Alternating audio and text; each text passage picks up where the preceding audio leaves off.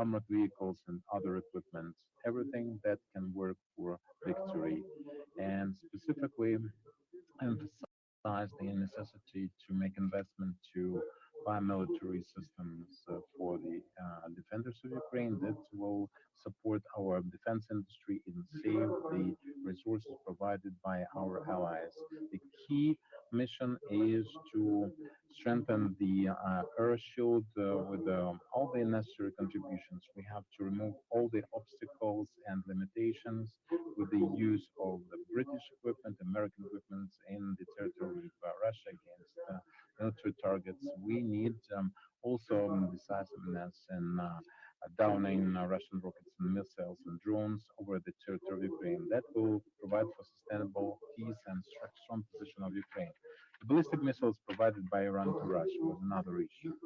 Enemies of the free world have no doubts. They provide unacceptable threats for Europe and Middle East.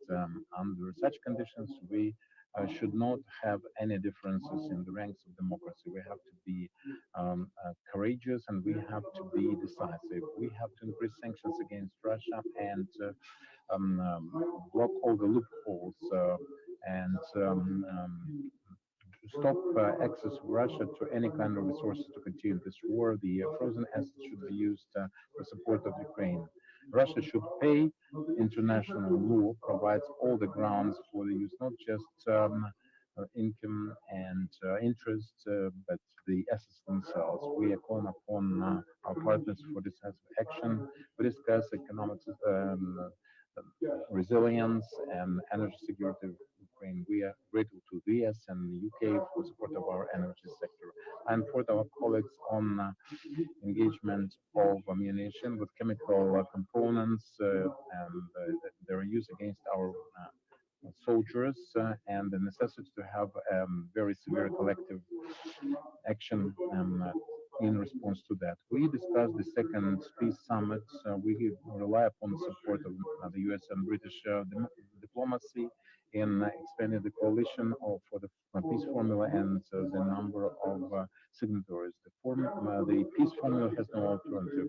We discussed specifically further integration of Ukraine and accession to NATO. This is a priority, and this is our steady course. We are approaching accession, and membership in NATO for Ukraine is the necessary precondition for sustainable and steady peace in Europe. In closing, I would like to say that we observed high awareness among our partners and the recognition of the fact that peace and victory in Ukraine are part and parcel in the total of the future of Europe, and all this has been a very busy day. Now I'm turning it over to Andriy Blinken. Thank you very, very much. And thank you for your hospitality today, but also thank you for the very good work we've been able to do today. I was very pleased as well with David Lammy to be able to spend time with President Zelensky and other colleagues. And the Foreign Secretary and I came to Ukraine today to really hear from our partners how we can continue to work together to help Ukraine defend its people, defend its territory through the fall fighting season into the winter as Putin continues his vicious war of aggression. And also how to continue to set up Ukraine for success as a strong, independent country for the long term. We're going to take what we learned back to President Biden in my case and the Prime Minister in David's case. The two of them will meet in just a few days' time in Washington to discuss how our countries will continue to support Ukraine. And we'll also use what we learned to further rally support among many countries that are behind Ukraine. We'll be at the UN General Assembly in just a couple of weeks' time. We'll be meeting with many allies and partners as well who are in NATO, the G7, the compact of states that have signed bilateral security agreements with Ukraine. All of this is happening in the coming weeks. It's important that the Ukrainian people continue to hear directly from us. We remain fully committed to Ukraine's victory, to not only ensuring that Ukraine can defend itself today, but can stand on its own feet strongly, militarily, economically, democratically, for many, many days ahead, to securing the path the Ukrainian people have chosen toward greater integration in the Euro-Atlantic community, including the European Union and NATO, to getting a just and lasting peace. The bottom line is this: we want Ukraine to win, and we're fully committed to keep marshaling the support that it needs for its brave defenders and citizens to do just that. Now, support for Ukraine will endure because it doesn't depend on any one country, any one party, any one election. Here today, the United States, the United Kingdom are united in support of Ukraine and its success. But we're united along with dozens of other countries, including the enduring coalition of more than 50 countries that have provided more than $100 billion in security aid to Ukraine since February of 2022 and continue to materially support Ukraine today.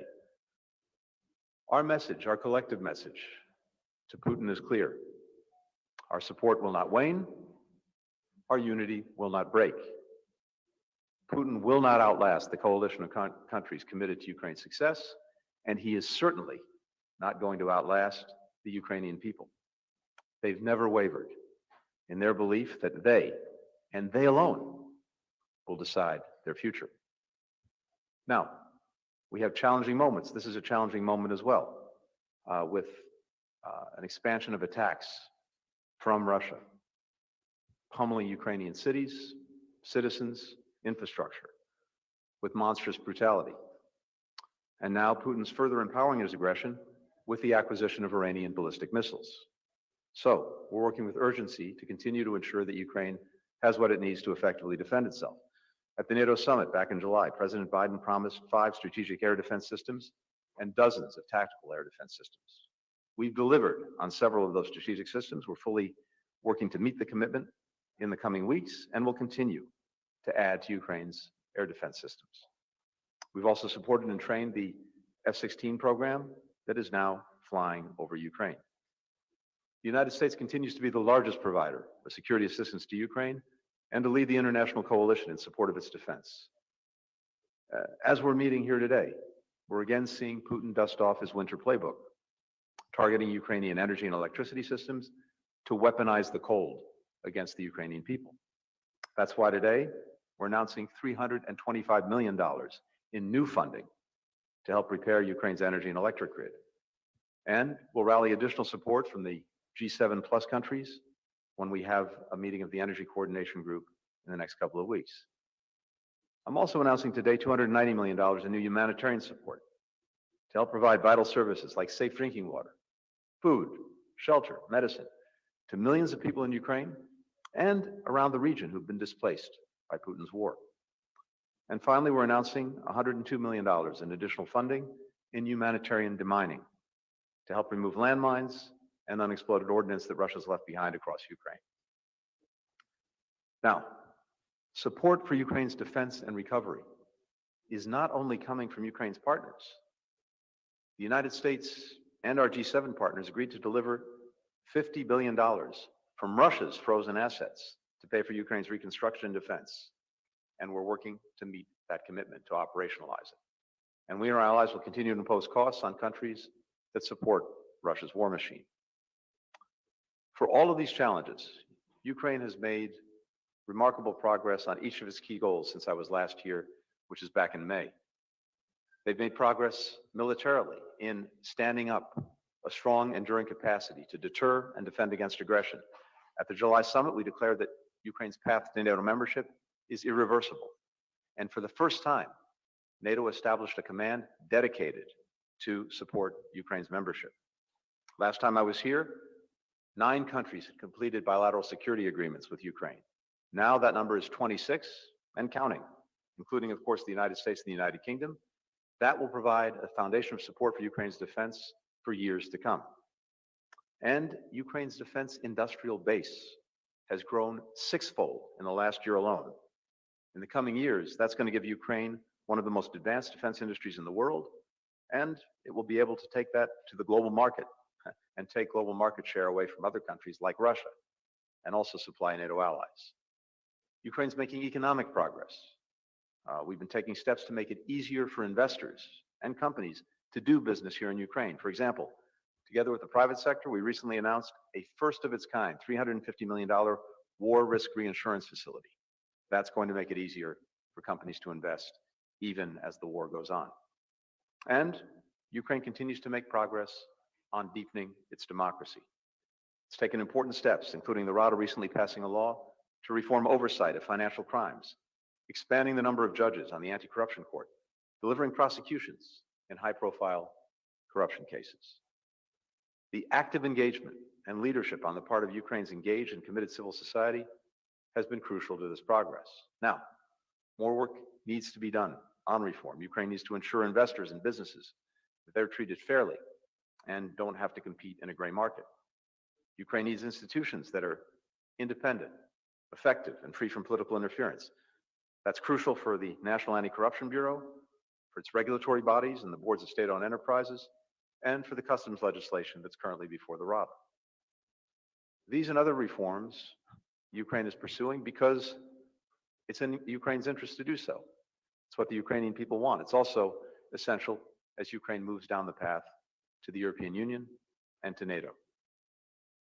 The enduring commitment of the Ukrainian people is one of the main reasons that we're confident Ukraine will keep moving forward. No matter how great the obstacles thrown in their way, Ukrainians have demonstrated time and again that nothing can stand in the way of a people committed to shaping their own future. Well, thank you, Andriy, for welcoming me here to Kiev. And thank you, Tony, for joining me on this important and historic visit. I last visited in May, and I return today at a vital time because we are united in our ironclad support for Ukraine. For 2.5 years, you have bravely and fiercely defended yourselves against Russia's full-scale invasion. But as we heard today, Putin's ugly attempts to restore the Russian Empire began much earlier with the illegal annexation of Crimea 10 years ago. Putin claims he wishes to liberate Ukrainian civilians, but he denies the right of their nation to exist. He has sent in tanks and soldiers to enforce his diktat, and he inflicts horrors on Crimea and other regions of Ukraine under the Russian yoke, with stories of forced disappearances, sinister re-education camps, and torture. Putin's barbaric actions are the latest example of a very old and evil story. One of my ancestors was taken from their home, enslaved, chained on a ship, and forced to work for the profit of a foreign empire. He knew only too well what imperialism was. No act of authoritarianism is ever exactly the same.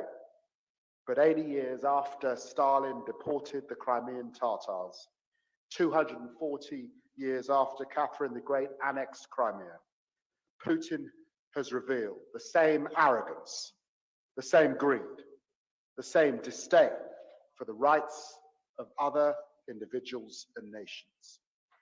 This is imperialism. This is fascism. And this week, we have been reminded of how other authoritarian regimes are aiding Putin, with Iran going even further in support for Moscow by providing ballistic missiles, a significant and dangerous escalation.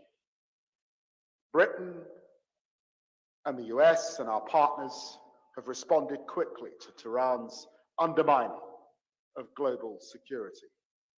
Britain has sanctioned Iranian officials and entities, as well as Russian entities and cargo ships involved in the transfer of weapons. And together we've restricted Iran's air flights to Europe. This response is in keeping with our commitment to remain Ukraine's staunchest friend. And I'm proud of that commitment. I'm proud of Prime Minister Starmer's commitment to provide $3 billion in military aid every year that is needed in your fight. And today I can confirm more than 600 million worth of support for Ukraine, including 242 million this financial year for immediate humanitarian, energy and stabilization needs, as well as support for reform, recovery and reconstruction. Plus, we're confirming our intention to deploy $484 million worth of World Bank loan guarantees later this year. And the UK is speeding up military deliveries with air defense missiles, equipment of F-16 fighter jets, AS-90 self-propelled guns and spare barrels, military boats and maritime guns having now been delivered. I can announce we will now also send hundreds of additional air defense missiles, tens of thousands of additional artillery ammunition rounds, and more armored vehicles to Ukraine by the end of the year. But I am most proud of the unity we and our allies have shown in support for Ukraine. And that is why our joint visit today, the first joint visit of its kind for well over a decade, is such an important signal. Together, Britain and our allies are united in our commitment to Ukraine, to freedom, to victory, because we both recognize what is at stake here, not just the liberty of Ukraine, but the security of Europe and the security of the West, and indeed the very principles that underpin the UN Charter, on which rests the international order as it stands, which has brought peace and prosperity to so many. It's good to be with here. It's good to stand with you. Thank you very much. Thank you, Excellencies. We'll now take a few questions, starting with Michael Birbaum from WAPO. I only have one microphone, so. Thanks very much. Michael Birnbaum from the Washington Post. Mr. Secretary, Mr. Foreign Secretary, question about ATACMS. How, and long-range missile Storm Shadows, how worried are you at this point about managing escalation with Russia based on your conversations today? And does the Ukrainian desire to use ATACMS Storm Shadows long-range missiles against the Kerch Bridge that connects Crimea to mainland Russia make sense to you strategically? And what's your personal view of whether Ukraine needs this long-range capability of striking into Russian territory, especially now that, as you say, Iran has facilitated Russia's ability to strike more deeply into Ukraine? And Mr. Foreign Minister, former President Donald Trump was asked a couple times last night at the debate whether he was committed to Ukrainian victory. He said he wanted the war to end as quickly as possible, but he didn't say yes to victory. I wanted to ask what you made of that and what kind of plans you are making in case there is a change in US policy sometime soon. Thanks a lot. Michael, thank you very much. I'm happy to start. First, we had a very good discussion today with the Foreign Minister, with President Zelensky, with his whole team about the situation on the battlefield, Ukraine's objectives, and what it needs to succeed going forward. And among other things, we discussed long-range fires, but a number of other things as well. And as I said at the outset, I'm going to take that discussion back to Washington to brief the president on what I heard. I know that David's doing the same. And both of our bosses, no doubt, will discuss this when they meet later this week, actually on Friday in Washington. Just speaking for the United States, from day one, as you've heard me say, we have adjusted and adapted as needs have changed, as the battlefield has changed. And I have no doubt that we'll continue to do that as this evolves. You referenced escalation. Of course, that's one of the factors that we always consider, but it's certainly not the only factor, and it's not necessarily a dispositive factor. We have provided, as you know, extraordinary support to Ukraine over these more than 2 years. Not just training, not just money, but among our most sophisticated weapon systems. Again, tied to what their needs are, tied to what can make them most effective. And I think the track record is there. We're determined to ensure that they have what they need to succeed. And when it comes to escalation, you made the point yourself. We've seen Russia now pursue and indeed escalate its attacks inside Ukraine on civilians, on energy infrastructure, as well as on the Ukrainian military that's defending its country. And we've now seen this action of Russia acquiring ballistic missiles from Iran, which will further empower their aggression in Ukraine. So if anyone is taking escalatory action, it would appear to be Mr. Putin and Russia. I'll leave specific targets and questions for the experts. And of course, I don't have personal views. I have professional views in my capacity as Secretary of State. And I'll be sharing what we've learned on this trip with the President in the coming days.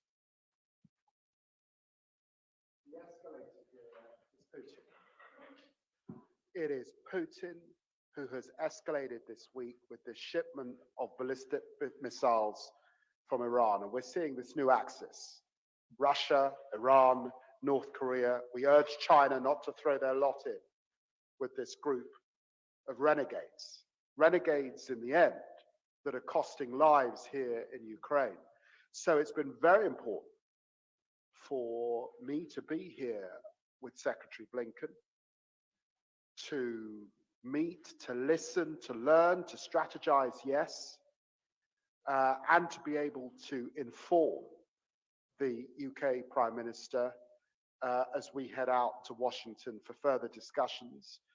I'm also minded that as we head into the autumn, we have the UN General Assembly, where we're meeting with allies and parts of global majority countries, also to ensure that we have that support for Ukraine as we head into the late autumn and the winter. We have the G20, other forums, and we've wanted to talk about how we build on those opportunities going forward and how we put Ukraine in the best possible position as they head into a winter. And that has been the basis of the discussion. But let us be clear, we've not just talked about military support. We've talked further about sanctions. We've talked further about the humanitarian needs. We've had a detailed conversation about energy because of horrendous Russian attacks on energy supplies here in Ukraine. So this has been a breadth of conversation across the board about very strong allies and about our commitment. The UK commitment is not just for this winter. We're talking about a 100-year partnership because we stand with Ukraine for the long haul.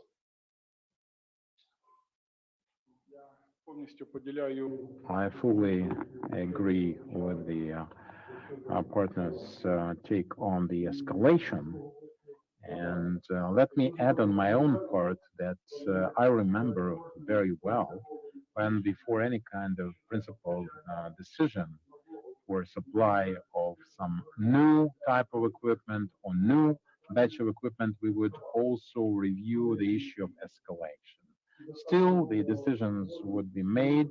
We had enough willpower and enough strength in our partners to take such decisions. After the Kursk operation of the Ukrainian military, we can say clearly that we have crossed the line of this fear of escalation. Now, about possible outcome of the presidential election in the US, we will, without any doubt, have a new president.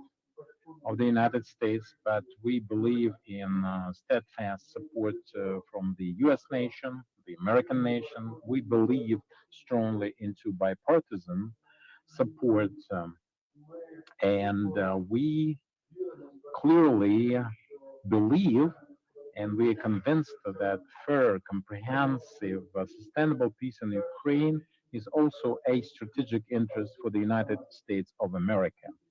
And that will be maintained because we're here to protect our joint values, common values of democracy.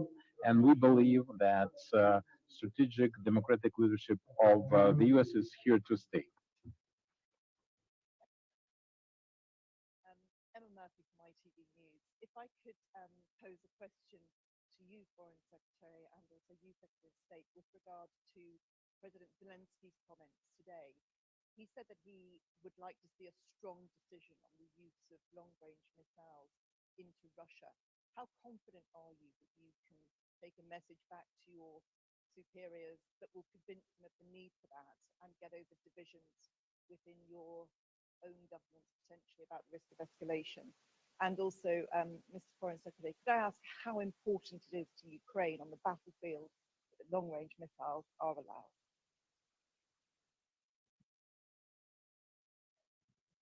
Question. We've had detailed conversations today with President Zelensky. We recognize that Ukraine is on the front line of the fight for freedom, and also that over these last few weeks we've seen a tremendous loss of life of innocent men, women, and children here in Ukraine. And I and the Secretary of State rededicate ourselves to supporting Ukraine at this particular time. President Zelensky expressed gratitude and thanks for Britain's $3 billion a year commitment that will continue for as long as this fight is needed. He expressed thanks for the milestone of the International Fund for Ukraine, $1 billion that we are committed to. And he's grateful for the new package of military support, ammunition, Brimstone missiles, AS-90 artillery guns that we are providing. We are concerned about the attacks on Ukraine's energy. We are concerned about these glide bombs. We are concerned about the drones. We're very concerned about the escalatory action that we're seeing from Iran particularly.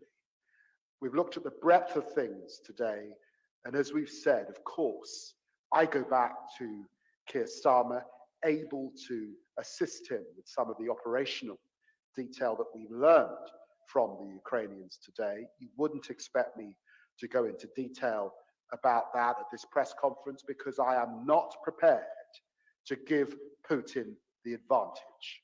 But as the closest of allies, we look forward to discussions we will have not just on Friday, but discussions I suspect that will go on over the next few weeks as we head also to the UN General Assembly.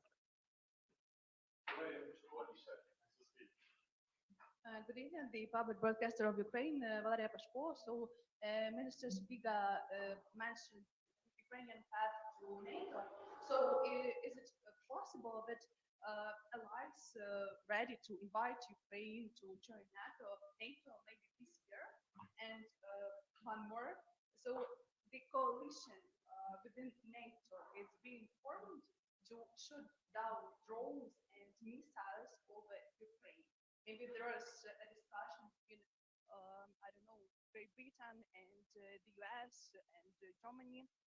And I think the last one, are you ready to invest in Ukrainian production of drones, maybe missiles as well? Thanks a lot. United Kingdom is already investing in Ukrainian production of drones. And what I saw on my last trip to Ukraine was an amazing civilian, what we would call a blitz spirit, evoking the Second World War.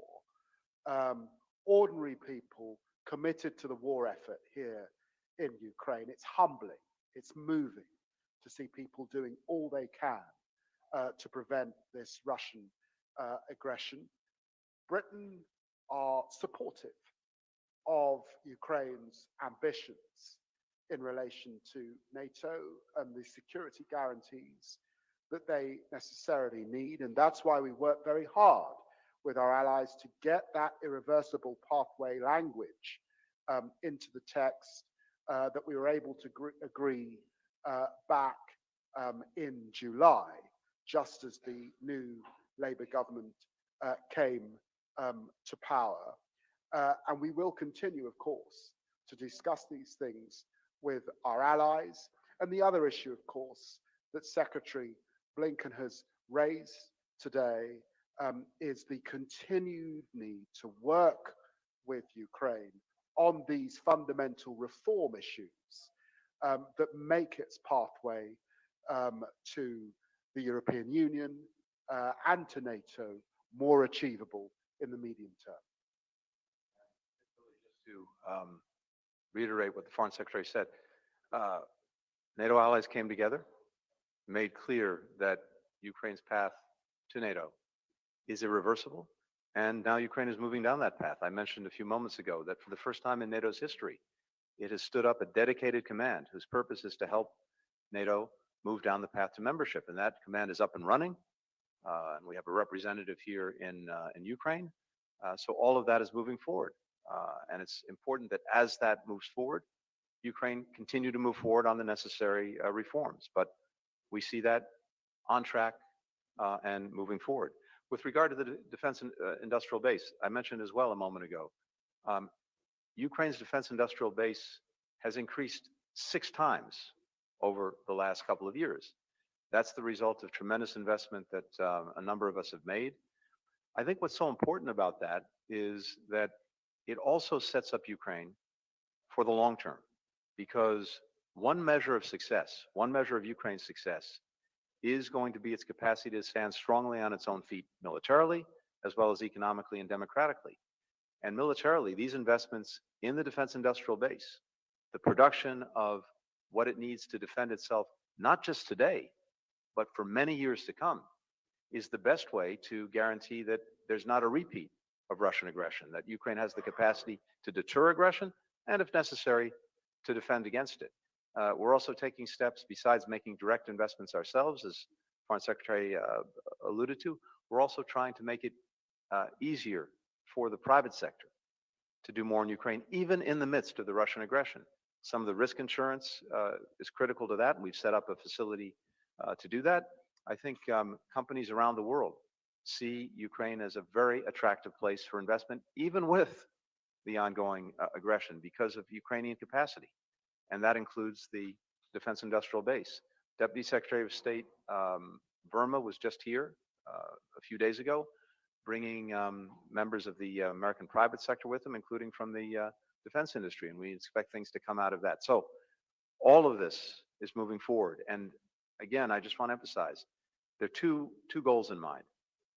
Make sure that Ukraine has what it needs now to deal with the ongoing Russian aggression, but also make sure that it has what it needs to have an enduring success, to be a strong, independent country, increasingly integrated with the institutions of the Euro-Atlantic community, including the European Union and including NATO.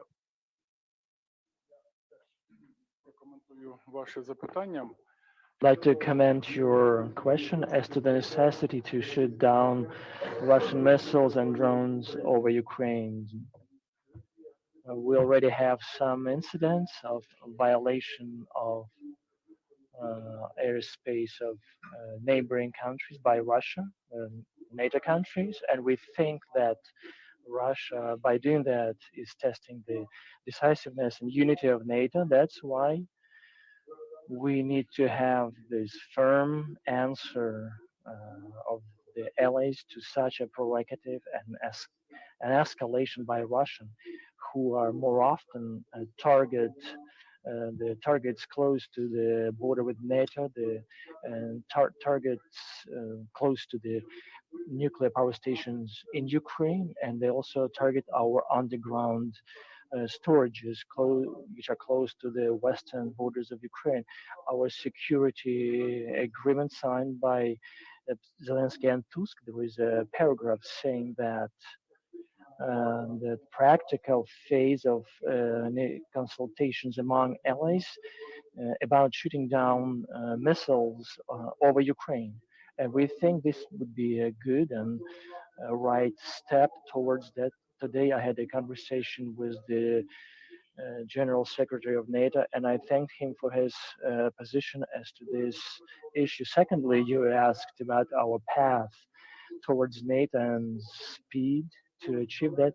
I was next to Zelensky when he was in the bunker after February 24th, and on the second day, President Zelensky made a decision to file uh, the petition to join the European Union. Just to give you an idea, to understand the spirit was in the air. At that time, the Russian troops were right next to Kiev. We could hear the artillery shooting, but out of strategic considerations, he made a decision. On the fourth day, he prepared all the paperwork, and we filed that petition, and in 4 months we achieved that. So having done the home assignment and meeting the requirements, that's why we need quick and historical decisions as to bringing Ukraine's membership in NATO closer. If there is a political will, we are ready to become NATO member today. Thank you.